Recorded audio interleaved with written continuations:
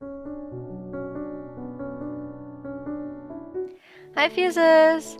I'm back with more ONF content. I know the intro to the first video was a bit too long, so why don't we just get straight into it. Also, in case you haven't seen my previous video, you should go check it out. There might be a lot of confusing information if you haven't watched it. I will leave a link to it in the description as well as links to the sources I used when making this video. Okay, let's start with a quick recap of the events that happened in complete, on and off, and why music videos. We begin with a group of friends just enjoying their everyday life. Soon, one of them, Laun, decided to join an organization that is able to turn humans into androids. The other members follow him, and all of them have their mind transferred into androids, recognizable by a barcode on the side of their neck. Laun came to the realization that the organization may have bad intentions and it would be better to leave. After Jas had discovered the information from Laun, he wants the members to stop and leave with him before it's too late. This divides the boys and causes them to fight each other. The YMV ended with MK activating the Pandora's box, destroying the Earth, killing everyone, including their human forms, and creating a whole new world, which is completely controlled by the organization thanks to Hyojin's betrayal. Now the fun part begins. We must love. The members are still separated in most of the scenes. At the very beginning of the MV, we see MK sitting by a monitor, watching what he had done in the other timeline, as well as Ishin in an abandoned building and Wyatt wandering in a city, probably lost. Ishin is still trying to figure out the teleportation watch, and Yu and Hyojin miss their fellow members. In the meantime, Jas decided to take a little trip very far away. I would like to clear up some confusion that may occur thanks to the whole becoming an android thing. In Wyatt Signal episode 3, we found out that becoming an android doesn't mean your human body disappears. But after the end of the world, all living things had been wiped out, so we only have each member once, except for Hyojin's clone, the android Hyojin. Okay, now let's take a look at the title of the song itself. The Korean title is 사랑하게 될 거야, which translates to We are destined to fall in love or we will love, rather than we must love. So there is a certain sense of fate as well as desperation that also reflects in the lyrics themselves. This plays a very important element in this MV as we see all the members separated, trying to find one specific member, Laun. I wonder why. We see Ishin looking for him at a train station, and Hyojin at that abandoned auditorium and on a train reminiscing about the friendship they had once shared. I'm not sure whether I should mention it or not, but for someone who studied flower symbolism, it is hard to ignore the orange tulips next to Hyojin. Well, in general, orange tulips mean appreciation, but they are more known to be a symbol of hidden or forbidden love. Anyways, moving on.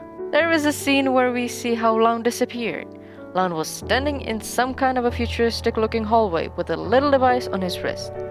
Then the members rush to him, but as he activates the device, he just glitches and vanishes into thin air. What I think happened is that he either attempted to travel back in time to stop him and his friends from joining the organization, as well as finding data that could be used against the organization, and failed, since when we see him again at the station, he doesn't even seem to remember his fellow member, and just walks away.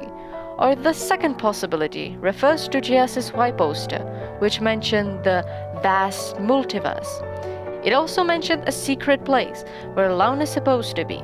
That is most likely the room with an aquarium Laun was in. That brings me to Jas.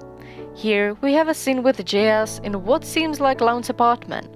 He seems to be looking for him as well, since there is a huge green bar saying search location right above Laun's ID, which has some interesting facts as well, along with things like name, birthday, age, country, identification number. There is also his address that states South Korea, Earth, Universe 1. That brings me back to the vast multiverse Laun allegedly wandered in. It is possible that again, as the poster mentioned, they maintained a close relationship with each other, and when the two got together at the end, that is when they most likely exchanged information about the organization. Now, there is the tricky part.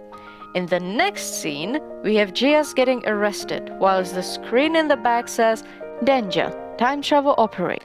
That means that someone must have traveled back in time and changed the timeline. And who else would do such a reckless things other than JS? So, where did he go? The answer is simple. To the very beginning. Complete. Before we get to the past, we need to go through the Sukhumvit's Women music video. This MV just feels like a fever dream. There are a lot of elements that can be seen in other MVs as well. The road that appeared incomplete, the globe showing Africa from on and off. Yes, it took me a while until I realized why Africa in particular. But I remember that our biology teacher used to call Africa the cradle of humankind, so the motive behind it may again be regaining their humanity. We can also see the tunnel with the red light from Y, the destroyed city in Moscow, and the outro of the instrumental audio of this song.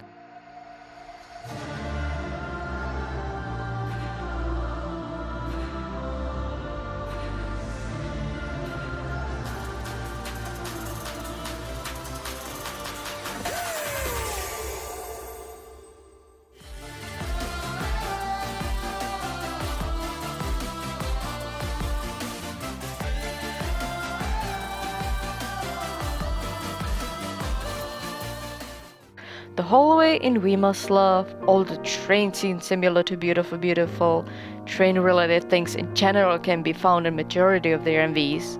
The falling meta barcodes and MK's hideout in Goosebumps, and also MK's death and the little roles they depict later in Popping. Yujin as a cowboy, Ishin as the little prince, Jess as a police officer, Wyatt as a driver/pilot, and MK as a pirate. I'm sorry, but I have no idea who you were supposed to represent.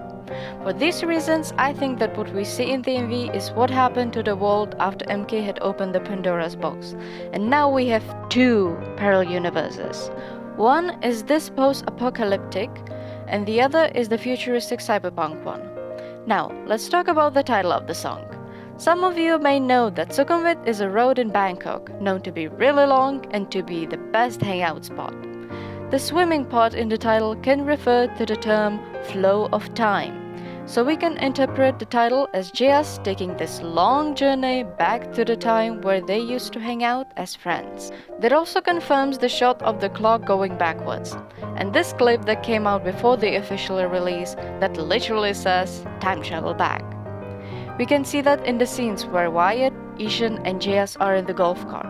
In the back, we see things like dinosaurs, so that is a clear evidence that they are time traveling. We can find references in the lyrics too.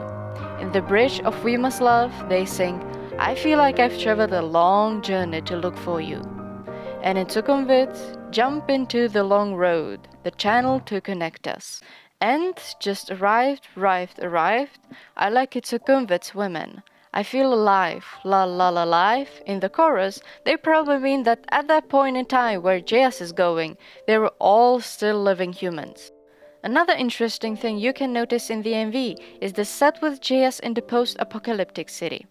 In some shots, he's just watching what's happening around him. That is the JS from We Must Love. He's just a passerby watching all of his friends die.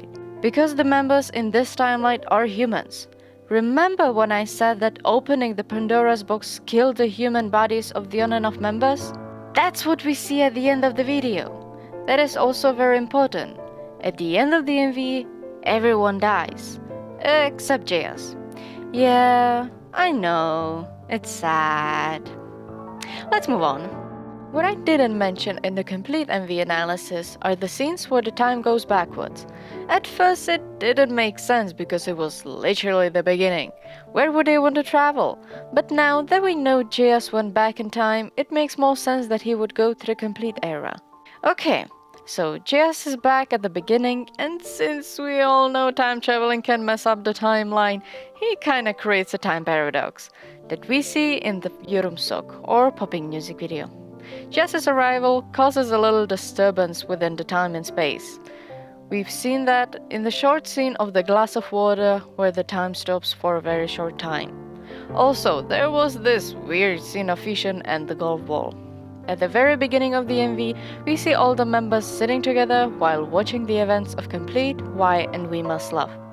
Jess must have warned the members about what would happen if they joined the organization. Naturally, they turn the offer down and stay human, as we see in the first half of the MV as the boys are having fun together, as well as the sound of heartbeats suggesting they have human bodies. And they help the We Must Love JS carry out his plan. There is a little reference in the lyrics of Asteroid. Why Asteroid, you may ask? Well, yeah, it's kinda obvious. The lyrics basically speak about a toxic relationship they are trying to get away from, as they know the person is using and hurting them. That is exactly what is happening between the boys and the organization. They don't want to join, because JS had told them how wicked and manipulative the organization really is. You may remember that in the On and Off MV, Laun wanted to remember his name and not forget that he used to be a human. Memories are the main objective of JS's time travel mission, aside from stealing information about the system of the organization. Now the song and the MV together are the most ironic combination ever. They say things like, "The summer is coming," yet there is a land of ice and snow, and the song actually came out at the end of the summer. So no, the summer is not coming. The lyrics also contain things like, "Please don't sing sad song." Like, they're all dying in the MV and they don't want us to sing a sad song? Well, there is a reason why they say all these things in contradiction to the MV. You see, they're trying to say that even if they die here, JS will succeed and we'll get our happy ending. Every winter is followed by a warm summer. Hyojin also sang the phrase, "Even if Ice Age comes back, don't worry, we'll be together forever." Okay, now back to JS's mission. In the second half of the MV, On and Off takes off to space in 2 spaceships. Let's just call them ship number 1, there we have MK and JS, and ship number 2, with Hyojin, Wyatt, Ishan, and Yu. There is a problem, of course, and the problem is once again called Hyojin.